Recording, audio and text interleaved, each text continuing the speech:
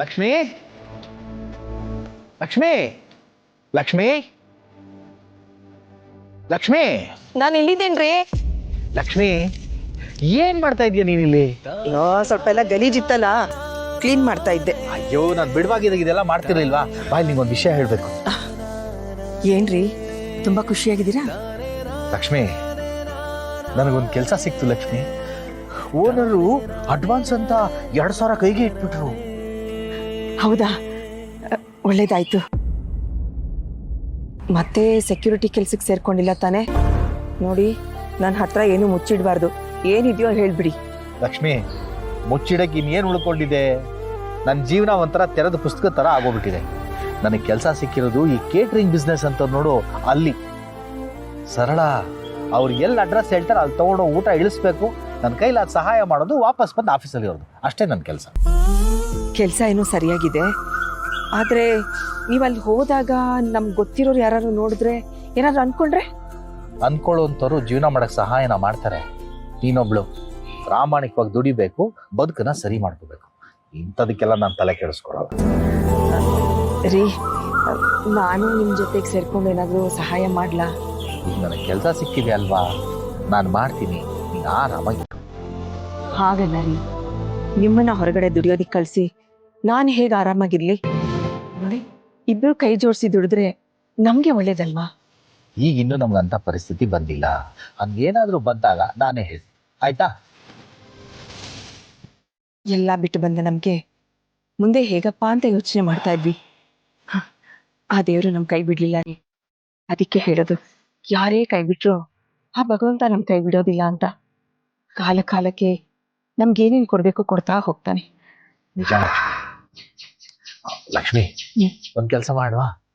ಈಗ ಹೆಂಗಿದ್ರು ಅಡ್ವಾನ್ಸ್ ದುಡ್ಡು ಬಂದಿದೆಯಲ್ವಾ, ಜೀವನ ಮಾಡಕ್ಕೆ ಏನ್ ಬೇಕು ಆ ಸಾಮಾನುಗಳನ್ನೆಲ್ಲ ಮಾರ್ಕೆಟ್ಗೆ ಹೋಗಿ ತಗೊಂಬರೋಣ. ತುಂತುರು ನೀರ ಹಾಡು, ಕಂಪನ ಇಲ್ಲಿ ಪ್ರೀತಿ ಹಾಡು.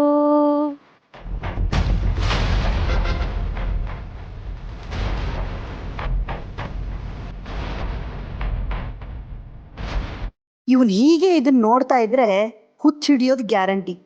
ಅಲ್ಲ, ನೋಡಿದ್ದನ್ನೇ ಅದೆಷ್ಟು ಸಾರಿ ನೋಡ್ತಾನ ಏನೋ. ಜಯಂತ್, ಆ ವಿಡಿಯೋಗೆ ಎಷ್ಟು ಸಲ ನೋಡ್ತೀಯಪ್ಪ? ಇಷ್ಟು ಸಲ ನೋಡಿದ್ರೆ ಬೇಜಾರಾಗಲ್ವಾ ನಿಂಗೆ? ಶಾಂತಮ್ಮ, ಈ ಜಯಂತನಿಗೆ ಜಗತ್ತಿನಲ್ಲಿ ಬೇಜಾರಾಗದಿರೋ ವಿಷಯ ಅಂದರೆ ಒಂದೇ, ನನ್ನ ಚಿನ್ನುಮರಿ ವಿಷಯ. ನೋಡಿ, ನನ್ನ ಚಿನ್ನುಮರಿ ನಗು, ಹಾಡು ಎಷ್ಟು ಸಲ ನೋಡಿದ್ರು, ಎಷ್ಟು ಸಲ ಕೇಳಿದ್ರು ನನಗೆ ಬೇಜಾರೇ ಆಗಲ್ಲ ಶಾಂತಮ್ಮ. ಹಾಗಂತ ಯಾವಾಗಲೂ ಇದನ್ನೇ ನೋಡ್ಕೊಂಡಿದ್ರೆ ಅವಳು ಸಿಗ್ತಾಳ? ಸಿಗ್ತಾಳೆ, ಖಂಡಿತ ಸಿಗ್ತಾಳೆ, ಖಂಡಿತ ಸಿಗ್ತಾಳೆ. ಶಾಂತಮ್ಮ, ನಿಮಗೆ ಇಷ್ಟೊಂದು ಆಸೆ ಉಳಿದಿದೆ ಅನ್ನೋದಾದ್ರೆ ನನಗೆ ಎಷ್ಟು ಹೋಪ್ ಇರಬೇಡ. ನಿಮಗಿಂತ 100 ಪಟ್ಟು ಆಸೆ, ಹೋಪ್ ಎರಡೂ ಇದೆ ನನಗೆ. ಆದರೆ ಶಾಂತಮ್ಮ ನೋಡಿ, ಮೊದಲು ಯಾರನ್ನೋ ಇರಿಸಿ ಅವ್ರನ್ನ ಹುಡ್ಕೋ ಪ್ರಯತ್ನ ಮಾಡಿದೆ. ನಾನೇ ಹೋಗಿ ಹುಡ್ಕೋ ಪ್ರಯತ್ನ ಮಾಡಿದೆ, ಆಗಲಿಲ್ಲ. ಆಮೇಲೆ ಅವ್ರ ಫ್ರೆಂಡ್ಸ್ನೆಲ್ಲ ಕರೆಸಿ ವಿಚಾರಿಸ್ದೆ, ಅದು ಏನೋ ಫಲ ಕೊಡಲಿಲ್ಲ. ಆದರೆ ಈಗ ಶಾಂತಮ್ಮ, ಈ ವಿಡಿಯೋ ನೋಡಿದ ಮೇಲೆ ನನಗೆ ಈ ವಿಡಿಯೋ ಮಾಡಿದ್ದು ಯಾರು ಅಂತ ಗೊತ್ತಾದರೆ, ಅಪ್ಲೋಡ್ ಮಾಡಿದ್ದು ಯಾರು ಅಂತ ಗೊತ್ತಾದರೆ ನನ್ನ ಹುಡುಕಾಟಕ್ಕೆ ಒಂದು ಅಂತ್ಯ ಸಿಗುತ್ತೆ ಅಂತ ಅನಿಸಿತ್ತು. ಆದರೆ ಈ ವಿಡಿಯೋ ಅಪ್ಲೋಡ್ ಮಾಡ್ದು ಅನ್ನೋದನ್ನು ಡಿಲೀಟ್ ಮಾಡಿಬಿಟ್ಟಿದ್ದಾನೆ. ಏನು ಮಾಡಲಿ ಅಂತ ಗೊತ್ತಾಗ್ತಿಲ್ಲ ಶಾಂತಮ್ಮ, ನೀವೇನಾದರೂ ಐಡಿಯಾ ಕೊಡಿ. ಅಯ್ಯೋ,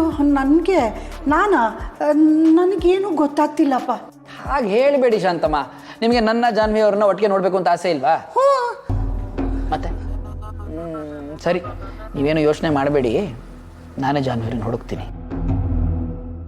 ಶಾಂತಮ್ಮ, ಈಗ ನನಗೆ ಉಳಿದಿರೋ ಒಂದೇ ಒಂದು ಹೋಪ್ ಅಂದರೆ ಆ ಗೂಬೆ ಯಾರು ಅಂತ ಕಂಡು ಹಿಡಿದ್ರೆ ಶಾಂತಮ್ಮ, ನನ್ನ ಚಿನ್ನು ಮರಿ ಅಲ್ಲೇ ಅವನ ಸರಹದ್ನಲ್ಲೇ ಇರ್ತಾರೆ ಅಂತ ನನಗೆ ಯಾಕೋ ಉಮಾನಿ. ಅವನು ಹುಡುಕಿದ್ರೆ ನನ್ನ ಚಿನ್ನು ಮರಿ ಸಿಕ್ಕೇ ಸಿಗ್ತಾರೆ ಶಾಂತಮ್ಮ, ಸಿಕ್ಕೇ ಸಿಗ್ತಾರೆ. ಹೇಗೆ ಹುಡುಕ್ಲಿ?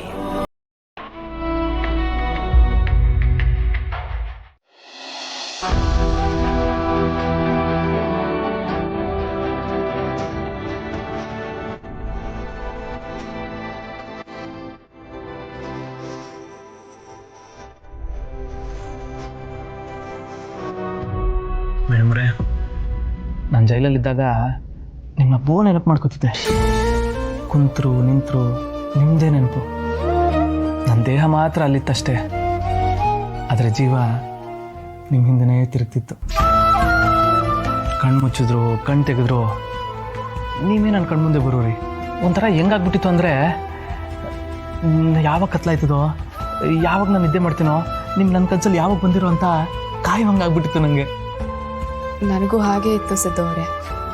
ಒಂದು ಕಡೆ ನಿಮ್ಮನ್ನು ಹೇಗೆ ಬಿಡಿಸ್ಕೊಂಬರೋದು ಅನ್ನೋ ಟೆನ್ಷನ್, ಇನ್ನೊಂದು ಕಡೆ ನೀವು ನನ್ನ ಜೊತೆಗೆ ಇಲ್ವಲ್ಲ ಅನ್ನೋ ನೋವು.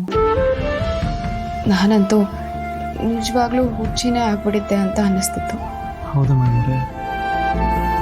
ಹೌದು ಸಿದ್ದು ಅವರೇ, ನೀವಿಲ್ಲದೆ ನನ್ನ ಜೀವನ ಖಾಲಿ ಖಾಲಿ ಅನಿಸುತ್ತೆ. ನಿಮ್ಮನ್ನ ಎಷ್ಟು ಮಿಸ್ ಮಾಡ್ಕೋತಿದ್ದೆ ಗೊತ್ತಾ? ನೀವಿಲ್ಲದೆ ಇರುವಾಗ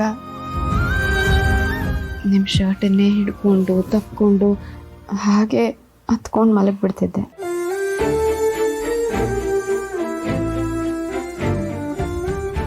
ಇನ್ನು ಮುಂದೆ ನಿಮ್ಮನ್ನ ಬಿಟ್ಟಿರ್ಬೇಕಲ್ಲ ಅಂತ ಭಯ ಆಗ್ತಿದೆ ಸಿದ್ದು ಅವರೇ.